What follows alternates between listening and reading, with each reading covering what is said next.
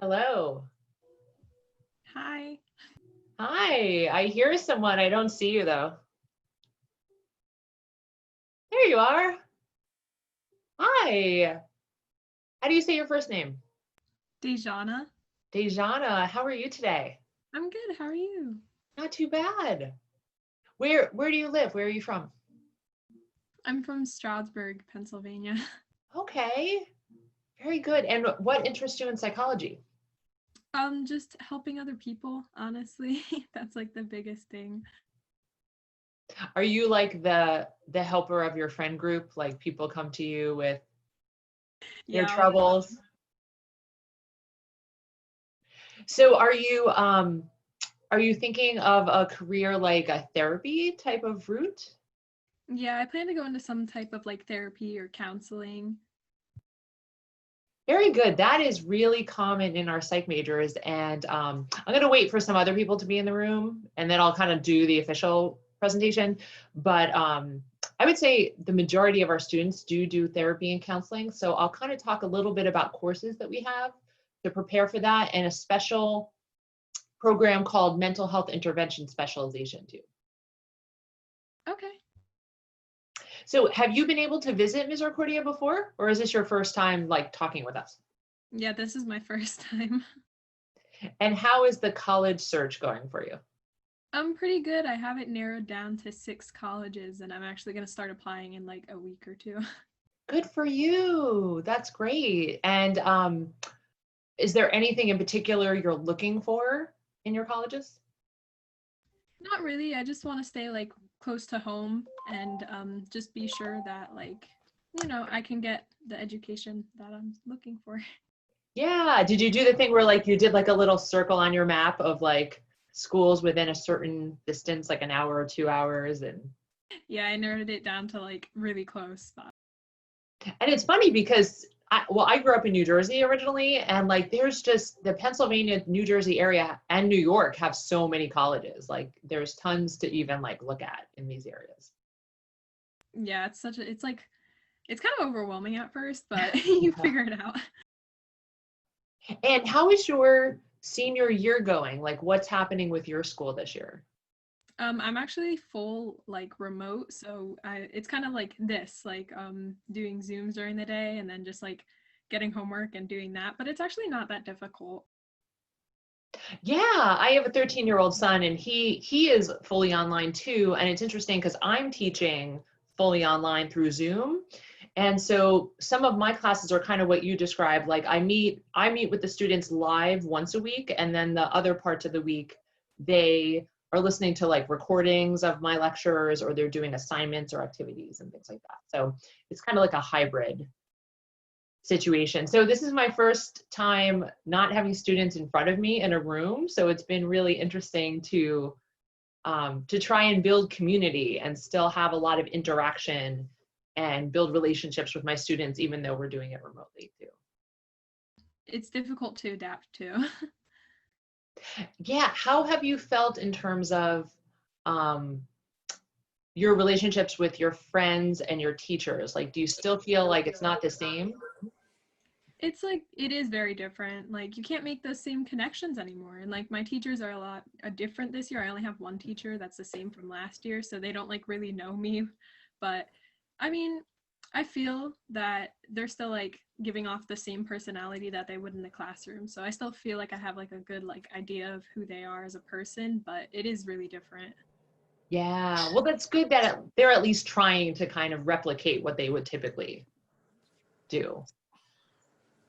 I see that Amber has joined us. Hi, Amber. Can we see you? I don't know how to turn my camera on. Oh, did you say you don't know how to turn your camera on? Yeah. Oh, if you hover on the bottom left, you'll see an icon that says mute and video. So if you click on the video, it should turn it on for you. Okay. Is this your first time using Zoom? Yes. Yeah, I know all of these different, meetups and Microsoft Teams, everyone has the same kind of thing. But do you see an icon on the bottom left that says mute and video?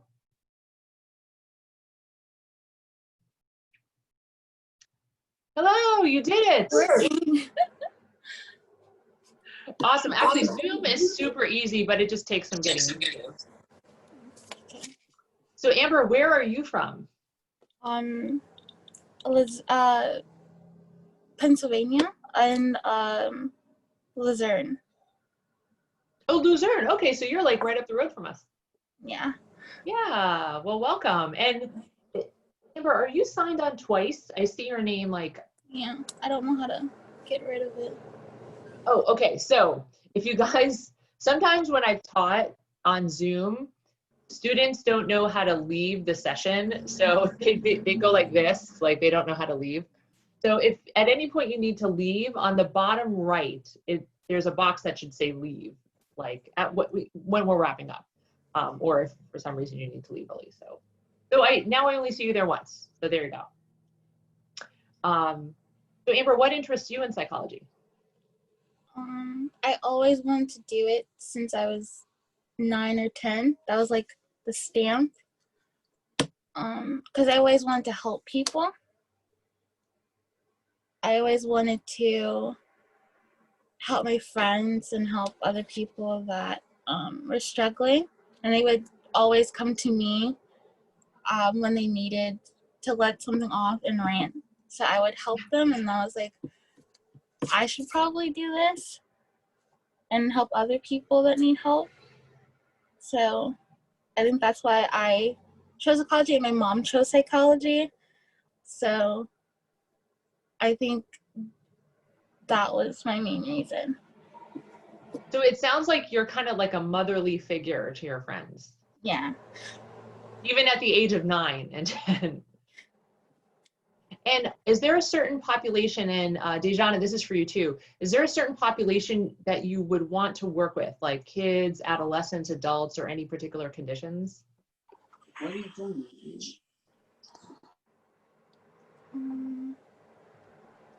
Mine, I think, doesn't matter. I think adults and kids is the one I would like to do both. Probably mostly kids and teens.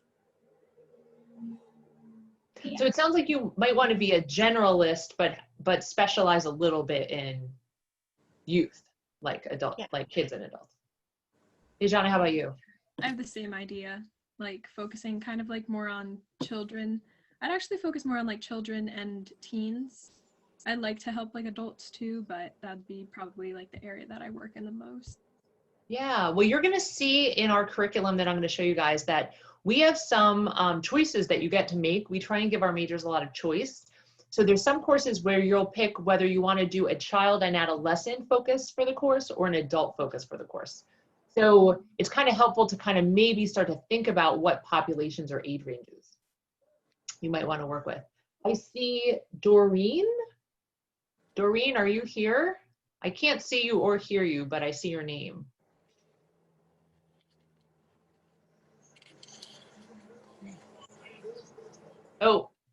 Oh, wait, no, do that again. I saw that your video almost popped up.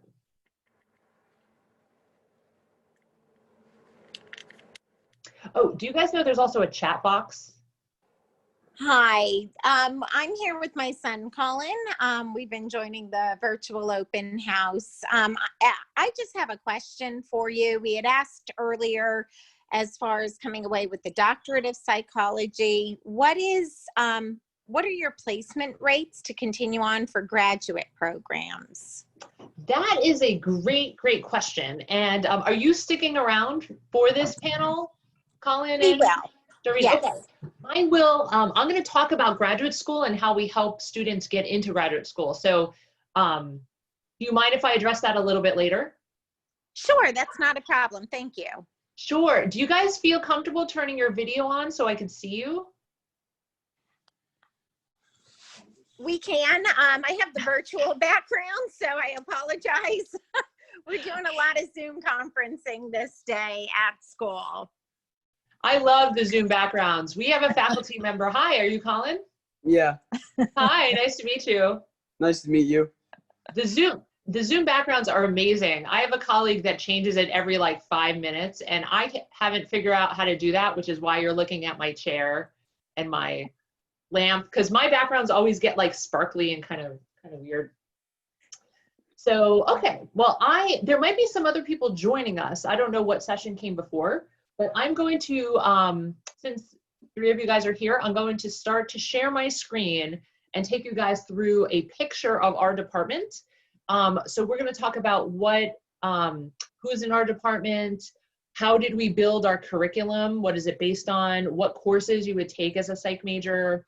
I'll talk a little bit about research and practicum internships that we do, grad school, how we'll get you guys from the day you walk in into the next phase of your life, which is for all of you guys, Dejana and Amber, I know you guys are interested in counseling. Colin, do you know what you're interested in doing as a future career? Not exactly. So you're kind of open. Mm. Open into your ideas. So we'll talk about that too, is how do we help our students figure out exactly what they want to do? Because in psychology, there's so many different ways. Even knowing that you want to do counseling, there's still more decisions to make about what type of counseling and what program and things like that. So that was a great question by Doreen. Does anyone else have any questions they want to make sure that I hit on during our session? Dejana or Amber, anything that's on your minds that you want me to address? Maybe clinical psychology. Oh, clinical, yeah. Dejana, anything for you? Yeah, just like go into like, I guess the different types, but you said you were gonna do that already. Alrighty, I can do that. So let me share my screen. I'm gonna share a PowerPoint with you guys. And you guys can stop me at any time. So if you have any questions or want any clarification, you just let me know. So let me activate this here. So I am Alicia Nordstrom. I have been teaching here at Misericordia for 16 years. My specialty is actually child clinical psychology. So that's what I have my doctoral degree in. And so my specialty was working with children and adolescents and parents that were struggling with different kinds of psychological disorders. And I ended up coming to academia and being a college professor instead of being a clinical psychologist because I love teaching and I want to use my clinical skills to train the next generation of counselors and therapists. And you'll find that at Misericordia, all of us came here because we really love teaching. And we treat our undergraduates as if they are graduate students. We challenge them, we support them, and we have really close relationships with them. So our faculty we have 6 faculty that are our full-time faculty. We also have part-time faculty that have different clinical specializations, and they teach some of our specialty courses. So 2 of us are in the clinical psych area. I'm in child, Dr. Yarnell is adult clinical. Marnie Heister does developmental psychology. Chip Hunter is our biological psychologist. Sylvia Wong does experimental and developmental, looking a little bit more in older adults. And Kelly Filkowski is our social psychologist, and she also has a degree in sports psychology as well. Some of our part-time faculty are actually practicing clinicians in the area. So they teach some of our courses in mental health. We have someone that does a forensic psych course because she's a forensic psychologist. We have a neuropsychologist who's teaching one of our courses. So we really try and get some clinicians in the area to use their expertise in the classroom. So our psychology curriculum is based on the American Psychological Association's guidelines for the undergraduate psychology major. So the APA, or the American Psychological Association, is actually an international network of teachers and researchers and clinicians. And they came together and said, if you're a psych major, what fundamental skills do you need for your career? So that's the guidelines that we use. So the 5 overarching goals of our department is 1, we want our students to have knowledge of psychological concepts and how to apply them. 2 is we want our students to have skills in scientific reasoning and problem solving. So our degree here at Misericordia is a BS, which is a Bachelor of Science. And that's because our students, you'll see in our coursework, take 2 semesters of research methods. because we want our students to be cutting edge in their fields, particularly those students going into counseling. We want you to know how to read research and understand what are the most empirically supported therapies to be using. Number 3, we want our students to develop ethical and socially responsible behaviors. So one thing that's unique about Misericordia have you guys heard about our mercy values? Anyone talk about that? So our school is founded and sponsored by the Sisters of Mercy. There aren't many sisters left, unfortunately, but they are the people that founded the institution. And so we have 4 values that we adopt in the classroom and on campus and in general. That's mercy, service, justice, and hospitality. And the Sisters of Mercy are known for being social justice advocates, for trying to bring justice and attention to misrepresented populations or misunderstood populations. So populations like women and children, immigrants. So developing ethical and socially responsible behaviors means we want our students to care about the real lives of people in society and to be ethically sound practitioners. So particularly those of you guys going into counseling, we want you to really understand what ethics are and be on the side of being just, but also to care about people and society as a whole. Number 4, we want our students to have strong writing and oral communication skills, and we help you develop professional development for life after graduation. And I'll talk about the graduate school process and how we get you guys ready for that. So the way our department works is that once a psychology major is declared, the student will automatically have an advisor in the psychology department. So all of our majors have psychology advisors that are one of the 6 of us. We start your graduate and career preparation early, and I'll kind of take you through how we do that. We also have a lot of elective courses that you're going to see, and that helps our students really focus in on the aspect of psychology that they want to pursue and get some mastery in those classes. We also have minors and specializations, and I'll tell you a little bit about that. And we have different research opportunities that can be really helpful for students who are looking into grad school. So what can you do with a degree in psychology? You could do so many different things. So you'll see on these courses, on this list, there's counseling, mental health, clinical psychology, school counseling, school psychology for students who might want to do counseling but in a school setting. But we also have lots of other directions. For students interested in forensics and law, they can go that way. For students interested in the medical professions, we've had students in psych go into nursing, occupational therapy, physical therapy. We've had students go into business and marketing. So there's a lot of different ways that you can go with degrees in psychology. And we have a whole career seminar class that helps our students explore this. Okay, so let's check out the psychology curriculum. So I'm going to stop sharing this screen and I'm going to start sharing our curriculum list. But so far, does anyone have any questions or comments? All righty. So here is kind of a snapshot of our psychology curriculum.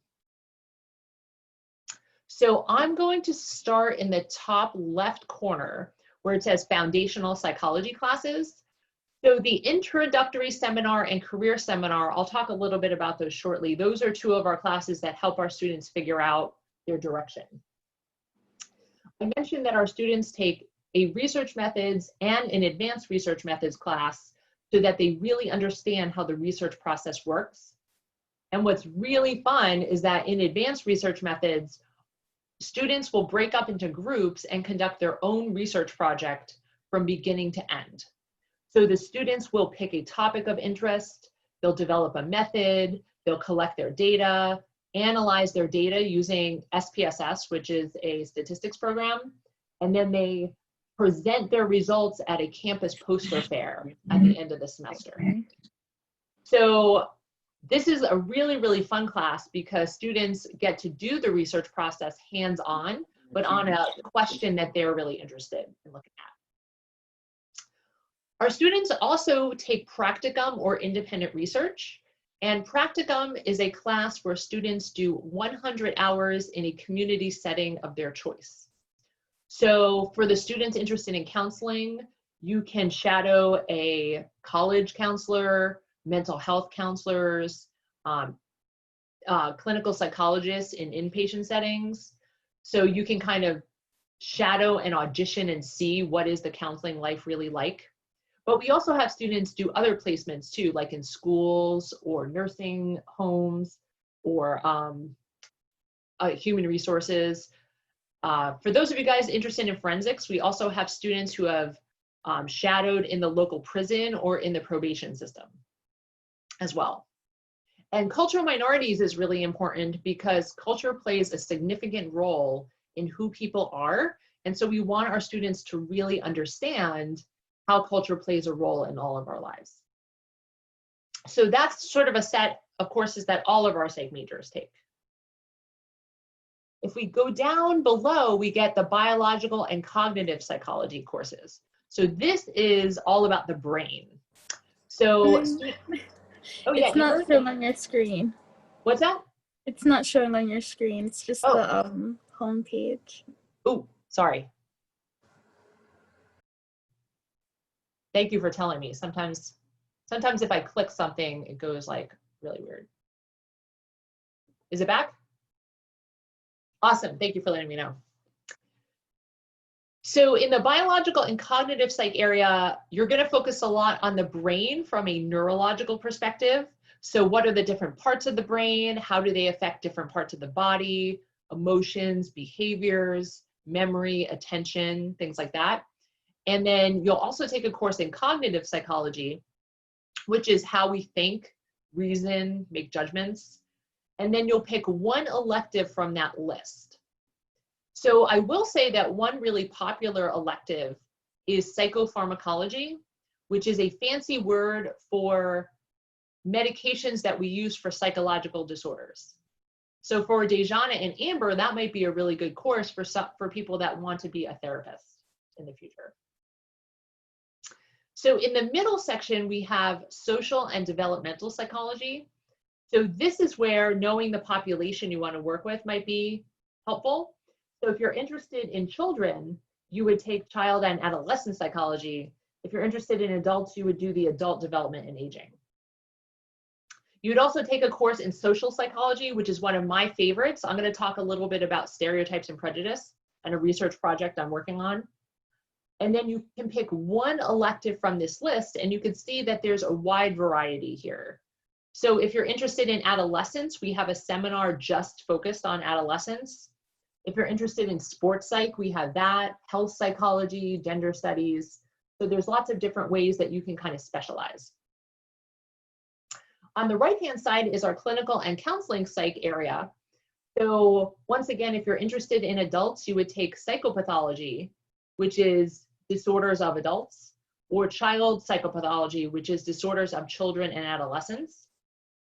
You would then take a therapy course, so either counseling and psychotherapy, which is for adults, or child interventions for children and adolescents. And then you would pick one elective from that list.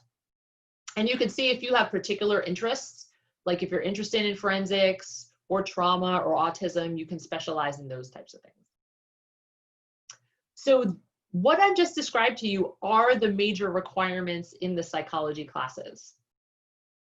As I was describing them, did any classes kind of jump out to any of you as something you'd be really interested in?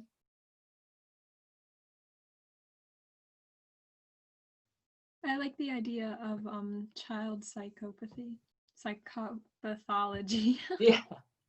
Yeah, and that's sort of my area. I developed that course, and it's really interesting that the way that children and adolescents show psychological conditions is not the same as adults. So like when you think of depression or anxiety, we think in adults, you know what it is, right? You think that depression, they're very sad, they have trouble getting out of bed, they don't want to do activities. anxiety, you picture people that are really like wound up and very jittery. But children don't necessarily show symptoms that way. Children can show anxiety or depression as anger. So you might have a child that's angry and is having a lot of temper tantrums, throwing objects, screaming and yelling. And that's not necessarily anger. That could be a sign of anxiety or depression. So that's why the study of disorders in children is kind of like a different, you need a different approach to look at it than adults. So that's why there are separate courses like that. Any other classes that jumped out at you guys? I thought sports psychology was interesting. Yeah, I would say at least once a year or twice a year, we have students that are interested in actually going into the field of sports psychology. And Dr. Kelly Filipkowski has a master's degree from Florida in sports psychology. She teaches that course. And what's really interesting is that we have a student who graduated from our program. He did a study away semester outside of London with a sports psychology clinic. So he took sports psychology courses that we don't offer that were offered in England. And then he got to work as a practicum in a sports psychology facility where he shadowed sports psychologists. He then went to Los Angeles and got a certification in sports psych and is now back at Misericordia working with our sports teams. So he's a great person. If that's something you're interested in, I could connect you with him if you want to learn more about that. Amber, anything for you? The behavioral learning, personality, and trauma are the ones that I'm interested in. Yeah, the behavioral learning isn't like education. It's not like how do I learn information? It's how is my behavior shaped by the environment? So if you guys have ever heard of Skinner or Pavlov, it's kind of like the idea that, and I know Doreen's a parent here, so she probably uses this a lot, like the idea of positively reinforcing behaviors that are positive and behaviors you want to see repeated, or using, I'm going to put it in quotes, punishment, because that's the word that is used, but giving a negative consequence to a behavior that you want to decrease. So we use this a lot with children, you know, parents and teachers, to try and help encourage children to shape their behavior in positive ways. But it's also amazing how much it's used for adults, and we don't even realize it. So that's kind of what that course focuses on. All right, so those courses are part of the major requirements. I'm gonna move. Do you guys see where it says Part B, electives? So the psych major is one of the most flexible majors on campus because we have 25 credits that are electives. And that means that if you guys want to take more psych courses, more than is required, you can do that with your electives. If you want to take courses in other areas, maybe pursue a minor or a certificate program or specialization, you could do that as well. So we have a lot of sort of free choice and free range in the psychology major. If any of you guys have taken or are taking courses that you're getting college credit for and they don't match one of our required courses, they can also be used as your electives as well. And you can see at the bottom, I've listed some of the very popular programs that our majors often take as part of their electives. And does anyone see any of these programs at the bottom as something you might be interested in pursuing? The autism spectrum disorder. Yeah, this is a program where there's 3 different courses on autism spectrum disorders. And if you take them, you could actually take a test and get a certification in autism spectrum disorder. So that's kind of really cool. That's the kind of thing that would look really great for graduate school as a mastery in that particular population. Anything else that jumps out at anybody? I have an interest in that too, and the mental health interventions. Yeah, the mental health intervention specialization.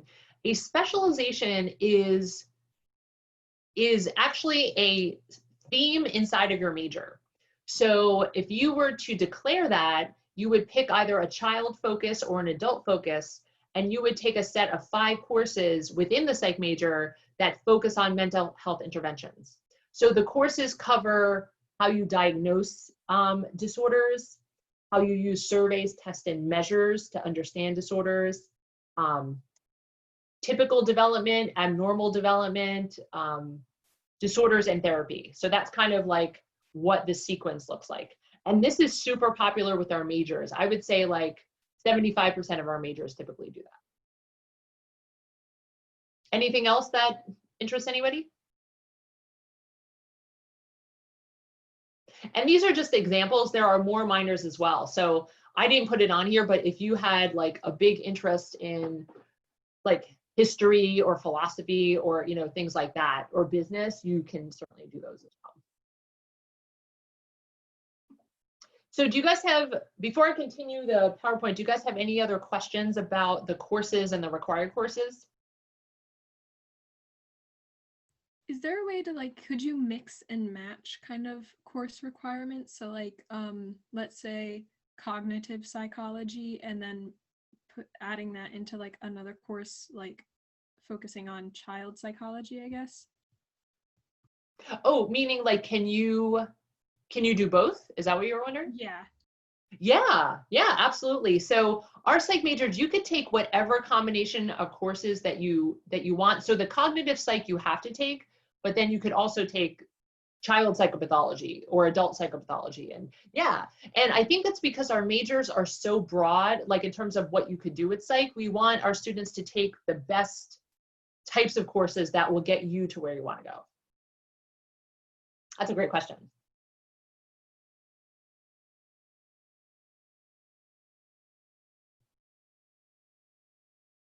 Okay, so this was that mental health intervention specialization that I was describing. Like, these are the courses that I already talked about in the major. So if you pick your electives in a particular way that you take these courses, it's really, really easy to get this specialization. Okay, so let's talk a little bit about graduate school. So we know that in the psychology field, most people need at least a master's degree. And that's because you can get a job right away with a bachelor's degree, but particularly if you're going into the mental health field, most of those jobs are jobs and not careers, meaning that they're very emotionally challenging jobs, and that they're not really sustainable for long periods of time. So if you get a master's degree in, say, counseling or therapy or sports psychology, then you're able to do higher level things that you can't do with just a bachelor's degree. We do also have students that are interested in doctoral degrees as well. So I would say we have about 1 student per year that is interested in doctoral degrees. So for those students, we advise them a little differently. We advise them to get a lot of research experience, because doctoral programs are really looking for students that have sort of research skills so that they can develop their own therapies or develop their own new concepts. So if we know that a student's interested in doctoral programs, we'll give them sort of a different type of advising. I would say that most of our students, like 90% of our students, pursue master's degrees outside of graduation. So in your first year, you're going to take an intro seminar, and that's going to get you used to the major and help you begin to plan the courses that you're going to take. In year 2 or 3, I teach career seminar, and that's a class where I bring in 30 people who have either graduated from our program or are working in the community. And you guys get to actually talk with these people about what is their life like in these different jobs. So I do bring in sports psychologists, school counselors, school psychologists, mental health counselors, genetic counselors, people in human resources and marketing. So I really try and expose all students, even if you think you know what you want to do, it's good to hear all the different options that you have to explore. And by the end of that class, the students make a short list of 2 to 3 careers that they might want to focus on. And some students even have their final idea. They're like, this is it, this is what I want to do. In year 3 to 4, you guys are going to do your practicum, which is that 100 hours in a community setting. And that's kind of like your audition and way to try out that career that you might want to do. And in year 4, I teach a graduate school prep seminar, which is a class focused solely on preparing your applications to graduate school. So I'm teaching that now. I have 12 students in it, and we go through how to make an academic resume, how to write your personal statement, interviewing. So we get you guys ready for the graduate school process. And I would say for the students that apply to master's programs, almost 100% of them who take this course get into the school that they want. For the students interested in doctoral programs, we have very few of them.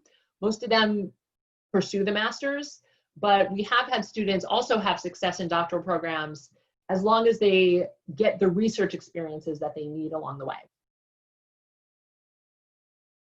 So Doreen and Colin, did that answer some of your questions about grad school? Yes, thank you. Sure.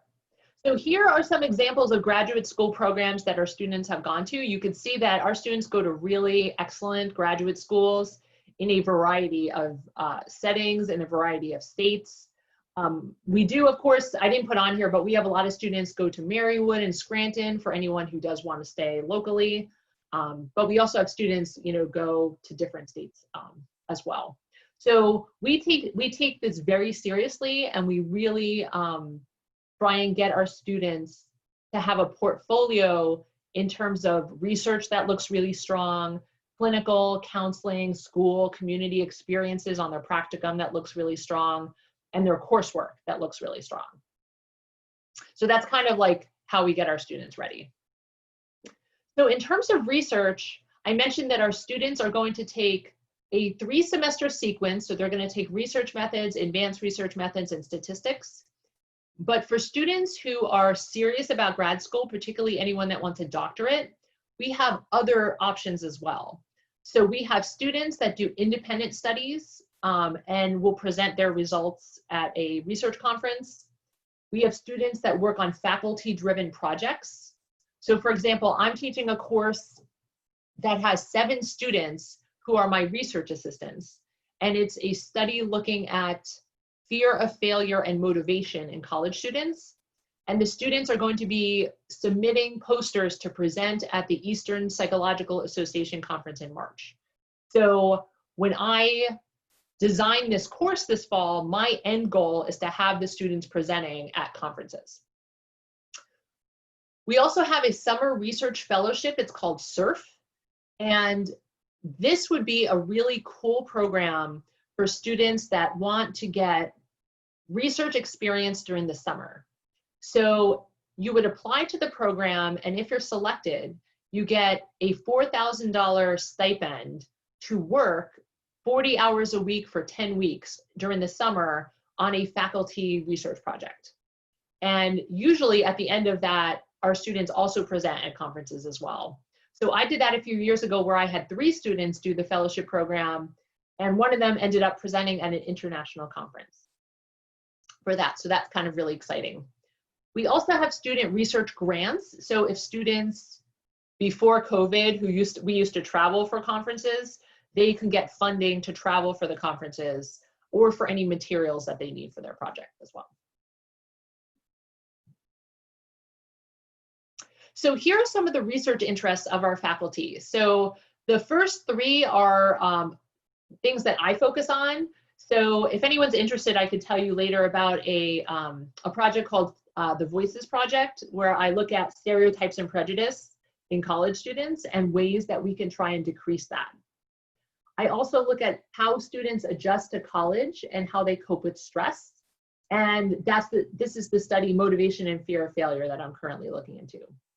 Some other topics are helicopter parenting. Have you guys heard of that before? So it's sort of the idea, and I feel like your generation is being accused of this a lot.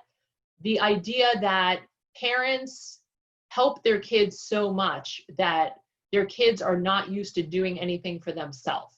So that's the idea of a helicopter parent, meaning the parent kind of like swirls over their student, their child, and basically makes their life so easy that children don't know how to deal with stress anymore. So we like to look into that and kind of explore that a little bit, see, is that true? Is that not true? And then we also have, we look at the effects of social rejection on physical health. So particularly in the time of bullying, what happens to people that go through social rejection? And we have a faculty that actually found that it can actually take a toll on your physical health when you are rejected or ignored by your peers. So other topics are perfectionism and happiness, mental health, and physical health in older adults. So these are some of the research projects that you guys can get involved in. So in terms of like the intangible part, I don't know, have any of you guys been able to tour yet at all?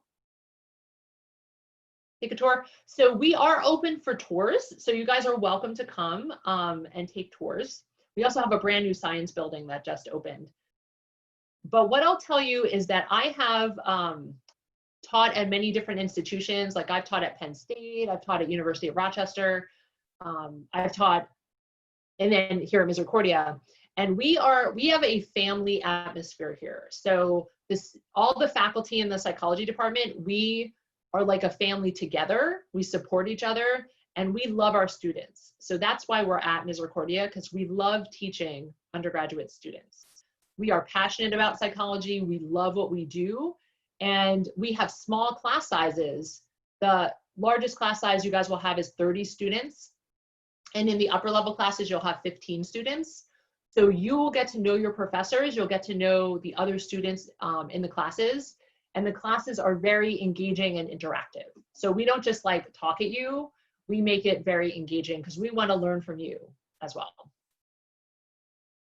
So two things that I wanted to mention before we wrap up, I know we're a little bit past noon, is that one, if you guys would like to sit in on my intro to psych class, I'm teaching it through Zoom.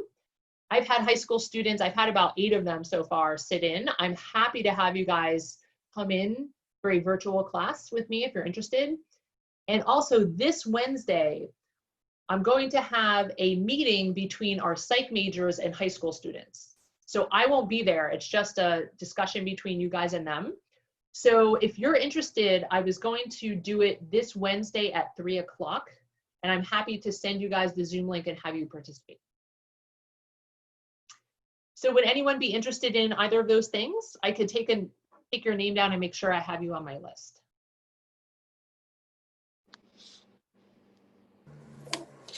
I would do the intro.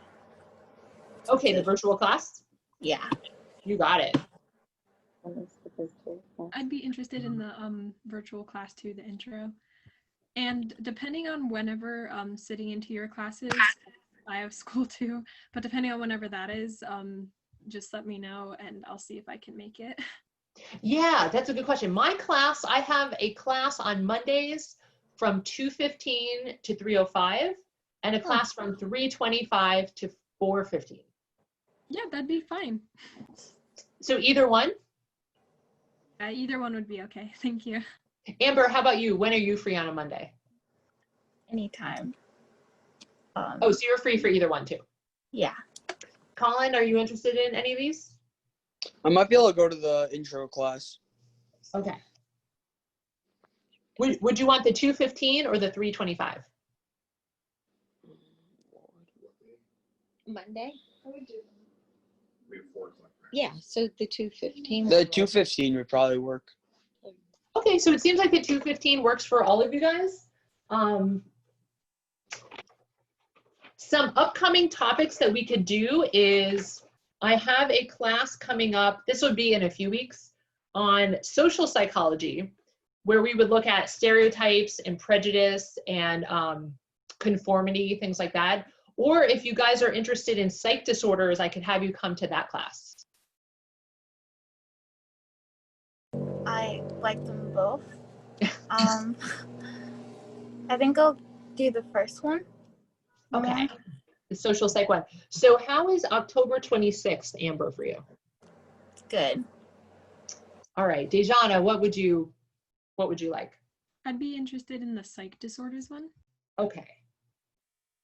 And Colin, do you have a topic that you're interested in? Probably the disorder. Okay.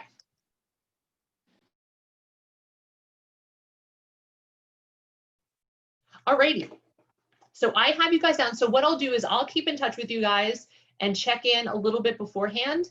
I'll also send you the materials that we're using for class. Like I have an activity worksheet for the students. So if you guys want to complete it, you certainly don't have to. But if you want to complete it, then you can kind of just like participate along with everybody else.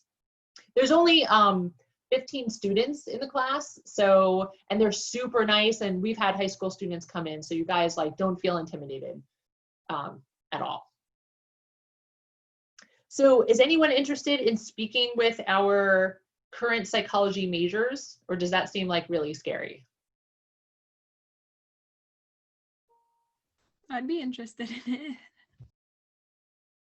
So what I'll do is I was planning on this Wednesday, so I'll just email all of you guys with a Zoom link, and that way if you want to come and participate, so they're going to talk about like what is the life like of a college student, what type of psych courses are their favorites, what professors do they like. So just so that you guys like aren't just hearing it from me as a faculty member, you could hear it from like our current majors, and there's no faculty, it's like no parents in the room be listening. So you guys could ask any honest questions that you want to ask also.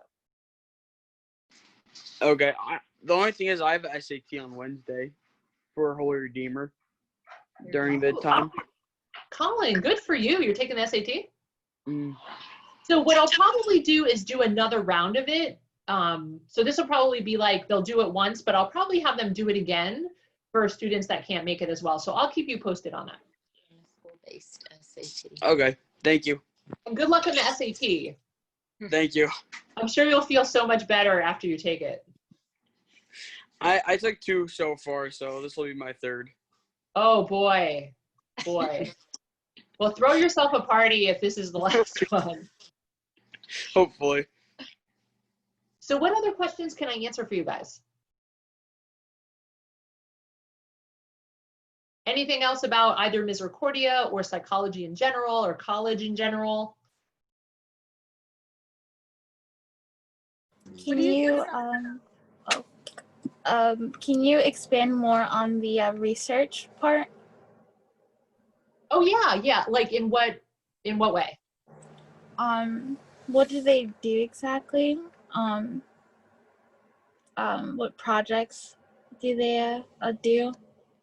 Yeah. So I can tell you guys that one thing that I love to do is I love to do research that involves students. So have you guys gotten any communications from me about the Voices Project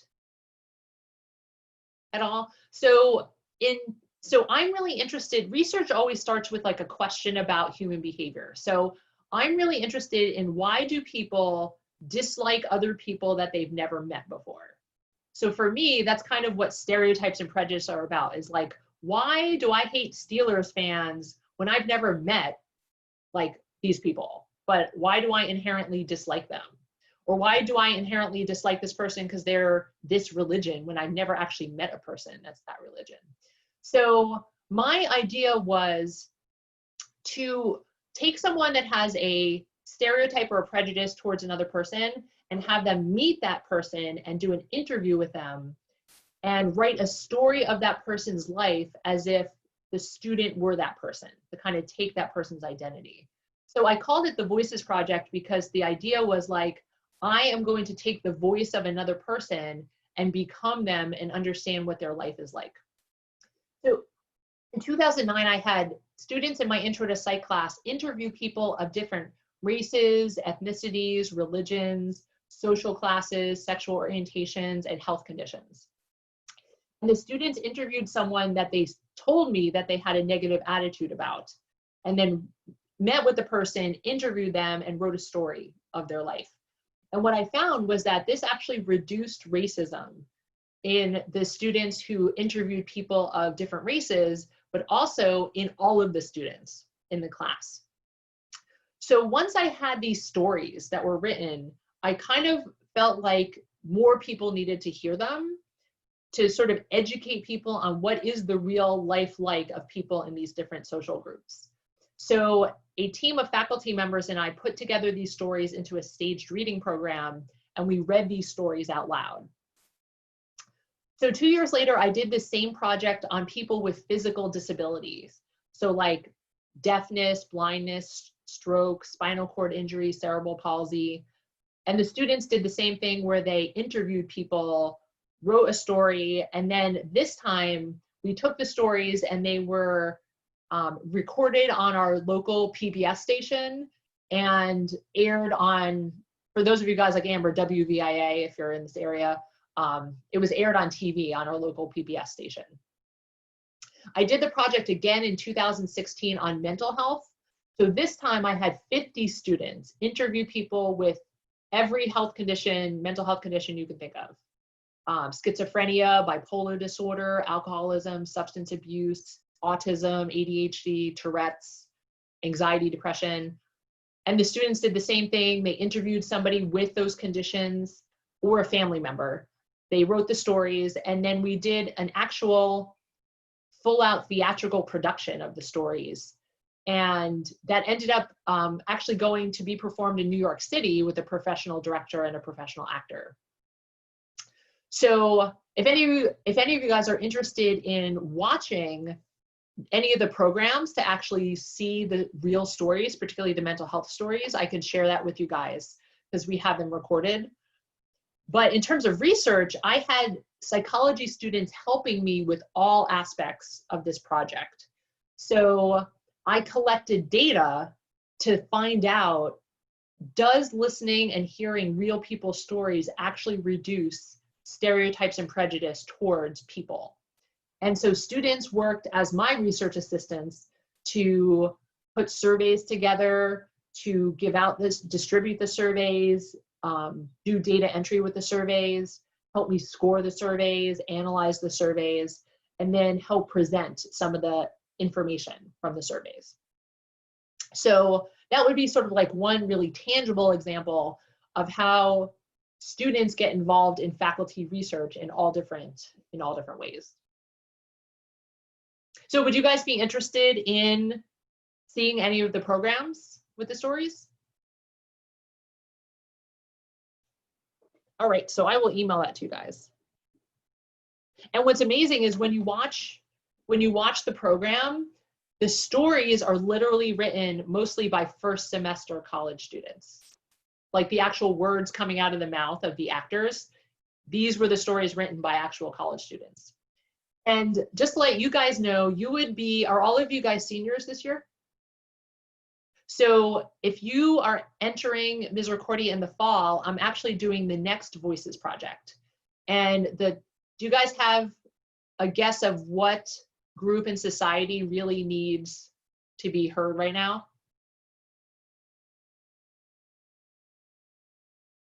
So there's many. I developed this a year ago, so it's actually going to be on immigration. So the students coming in the fall who take my Intro to Psych class, which could be you guys, will probably be the ones actually doing the interviews of people that are immigrants or refugees and writing the stories that we're going to use to have a program on in the spring. So you guys are kind of coming in at a really exciting time.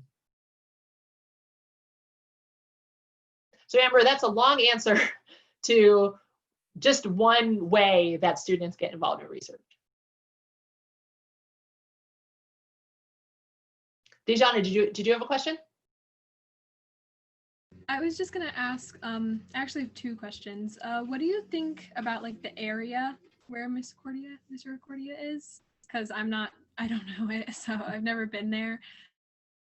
So you're in East Stroudsburg, is that right?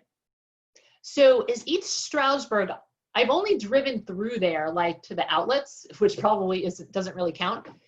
Is that suburban or urban or rural? What is it like for you? I'd say it's kind of like suburban. It's more like, it's a little rural though. Like there's a lot of woods, there's like hiking trails, and it's pretty small town. I think it would be pretty similar in that case. So we live in an area with two, I would say, small cities. So we're about 20 minutes from Scranton, which has a really big arts population. And then you're about 15 minutes from Wilkes-Barre, which is like almost like a college town city type of thing, where it's like there's 2 colleges there. So there's like good places to eat, restaurants, bookstores, things like that. The area where Dallas is, where Misericordia sits, is kind of by itself, in more of a rural setting, I guess I would say. Like it's mostly just neighborhoods and houses. There's some strip malls that do have like restaurants and pizza places and coffee shops and stuff like that. But it's pretty much its own beautiful little campus. And it is really pretty when you're there. So it is kind of like off by itself, but I know that Student Activities has shuttles that will take you to Wilkes-Barre, the mall, the movies, and stuff like that. So, and if you wanted something bigger, I mean, you're probably closer to New York City than we are. We're about 2 hours from New York and Philly. They do run bus trips to New York and Philly as well, or pre-corona virus they did. So they probably will when we're done with this again. So yeah, it's very quiet, small town type of vibe.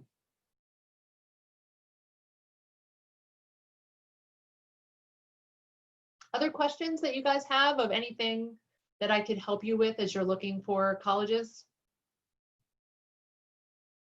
How long has the psych major existed at Misericordia? I think it was developed in 1974, I believe. So probably, yeah, like about over 25 years. And we've grown a lot. Like at first it was 2 people in 1974, and now we're, 6 faculty. Here we have about 93 majors and 112 minors.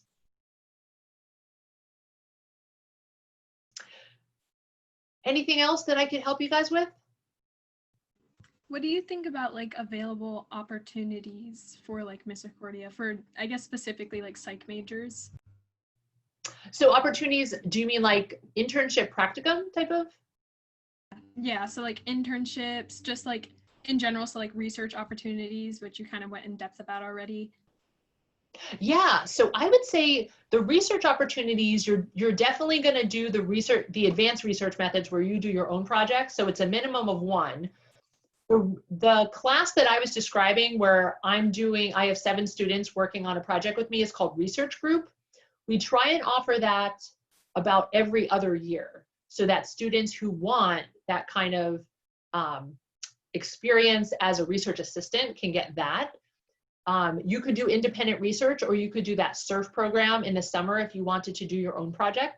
So I would say that some students have done, I would say 2 or 3. Like the students that are really serious about graduate school, particularly about doctoral programs, they did advanced research methods, they did an independent research project, and they worked on a faculty-driven project as well. So I would say if you took all the opportunities, you could probably have 4 different research projects that you exit with from the major. And in terms of practicum, that class has been going on for so long that we have certain sites that always take our students. And if there's a student that wants a particular experience, we have a coordinator that will work with you to try and help you find that. So for example, we had a student who wanted to specialize in trauma and therapy for prisoners. So she was able to get into the Dallas Correctional Facility and shadow a clinical psychologist and actually be in the Dallas Correctional Facility as well. So we definitely work with you to try and get you guys as close as possible to what you want to do if something that's already established doesn't cover that already. These are good, thoughtful questions, you guys.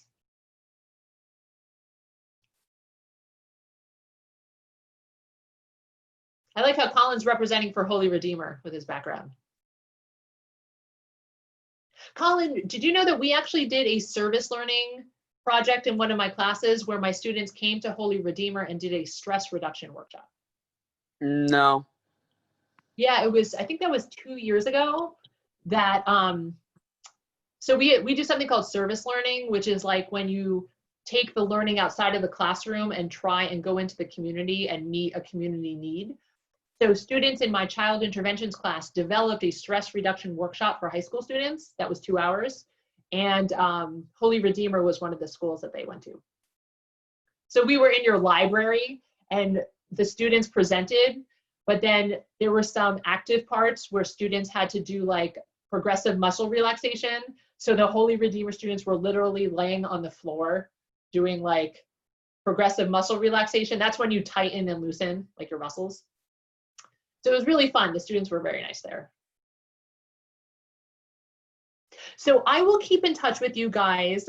What I'll do is I will email you with the Voices Project program links in case you're interested. And then I'll confirm the classes you guys want to go to. But feel free to email me at any time if you guys have any questions as you're going through your application process. If you tour another school and you're like, oh, I should have asked the Misericordia lady this question, you are welcome to just email me at any time. Oh, and I will send you the link to the talk with our current majors as well. So I hope you guys enjoy the rest of your day. And it's been a pleasure meeting all three of you. Good luck with your SATs and your college applications and your virtual high school. I know you guys have a lot on your plate. So I will hang out if anyone wants to ask me, you know, any questions one-on-one. But very nice to meet you guys. You also, Doreen, in the background.